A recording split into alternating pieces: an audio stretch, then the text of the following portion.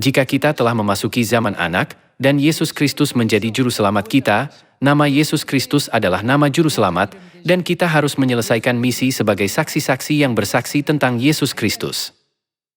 Mengapa demikian? Itu karena zaman Bapa telah berakhir.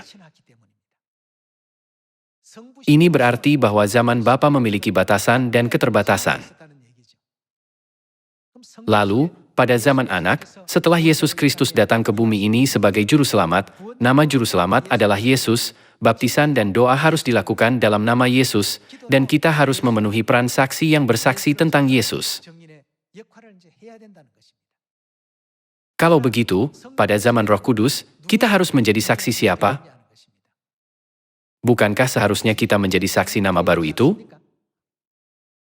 Itu bukan nama Yehovah atau nama Yesus, melainkan nama Roh Kudus. Nama baru Yesus harus dinyatakan sebagai nama juru selamat.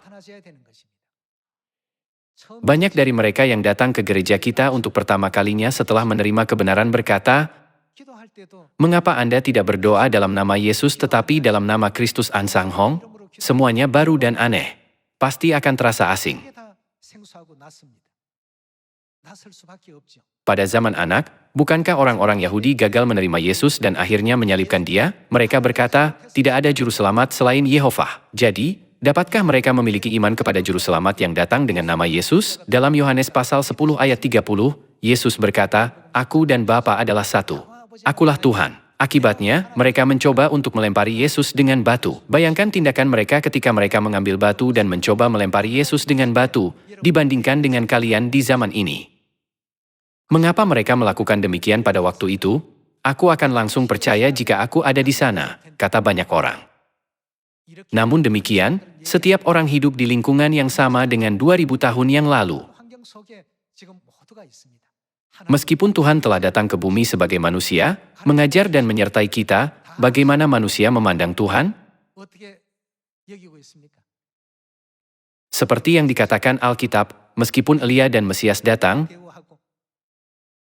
mereka memperlakukan mereka sesuka mereka, sebagaimana mereka memperlakukan orang asing. Namun, bukankah kita seharusnya memiliki iman seperti Petrus dan berkata, "Kepada siapakah kami akan pergi? Perkataanmu adalah perkataan hidup yang kekal." Jika begitu, mengenai pertanyaan, mengapa tidak berdoa dalam nama Yesus, kita perlu meluangkan waktu untuk memeriksa hal ini. Sebelum Yesus datang ke bumi ini, ada nenek moyang iman seperti Nuh, Abraham, Elia, Ishak, dan Yakub, dan ada juga banyak orang percaya. Lalu, menurut Anda, atas nama siapa mereka berdoa? Itu sebelum Yesus datang. Mereka semua berdoa atas nama Yehovah. Akan tetapi, setelah Yesus datang ke bumi ini, orang-orang mulai berdoa dalam nama Yesus. Jadi, apa yang akan dipikirkan oleh orang Yahudi yang telah berdoa dalam nama Yehovah tentang orang-orang kudus Yesus ketika mereka berdoa dalam nama Yesus selama ibadah? Mereka adalah kumpulan dari sekte Nazrani. Betapa aneh dan asing rasanya bagi mereka yang berdoa dalam nama Yesus karena mereka percaya bahwa tidak ada Tuhan selain Yehovah? Namun, bukankah ini semua dijelaskan dalam Alkitab dan ajaran para nabi? Juga, bukankah Tuhan sendiri datang ke bumi ini untuk mengajarkan kebenaran ini kepada mereka? Lalu, mari kita lihat situasi sebelumnya melalui Mazmur pasal 116. Mari kita lihat ayat 4. "Tetapi aku menyerukan nama Tuhan." Nama siapa yang dia serukan? Ya Tuhan, yaitu Yehovah. Dalam nama siapa kita harus berdoa di zaman Bapa? Selama waktu itu, berdoa dalam nama Yehovah menjadi satu-satunya saluran yang melaluinya semua doa kita dapat dipanjatkan kepada Tuhan.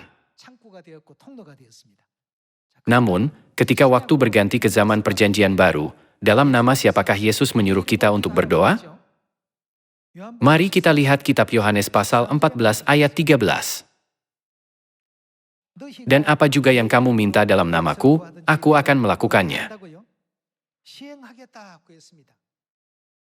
Mari kita lanjutkan ke pasal 16. Mari kita lihat ayat 23. Dan pada hari itu kamu tidak akan menanyakan apa-apa kepadaku.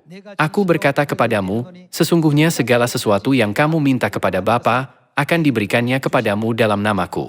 Sampai sekarang kamu belum meminta sesuatu pun dalam namaku. Mintalah maka kamu akan menerima, supaya penuhlah sukacitamu. Yesus berkata, sampai sekarang kamu belum meminta sesuatu pun dalam namaku. Lalu, atas nama siapakah mereka telah berdoa? Mereka telah meminta kasih karunia dan berkat rohani dari Tuhan dalam nama Yehovah, tetapi apa yang Dia katakan harus mereka lakukan sejak saat itu? Dia mengatakan kepada mereka untuk meminta segala sesuatu dalam nama Yesus. Inilah yang dapat digunakan sebagai titik acuan untuk membedakan zaman Bapa dengan zaman anak.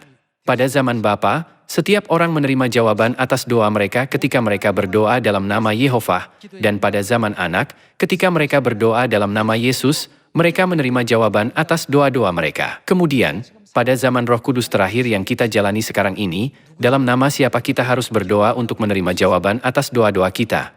Itu adalah nama baru. Itu bukan sekadar nama baru, tetapi nama baru Yesus. Bukankah nama Kristus yang datang kedua kali adalah nama Roh Kudus pada zaman Roh Kudus terakhir? Ketika kita berdoa dengan mengandalkan nama itu, kita dapat menerima jawaban atas doa-doa kita. Kita tidak hidup di zaman Bapa atau Anak, tetapi di zaman Roh Kudus. Kalau begitu, bukankah mereka yang menerima iman yang dipersiapkan oleh Tuhan di zaman Roh Kudus adalah orang-orang yang dapat memperoleh keselamatan dan masuk ke dalam kerajaan sorga yang kekal? Kita harus menjadi orang yang menyebarkan kepada banyak orang Kristus Ansanghong yang datang ke bumi ini untuk menyelamatkan zaman ini. Dengan ini, saya hendak mengakhiri khotbah. Terima kasih.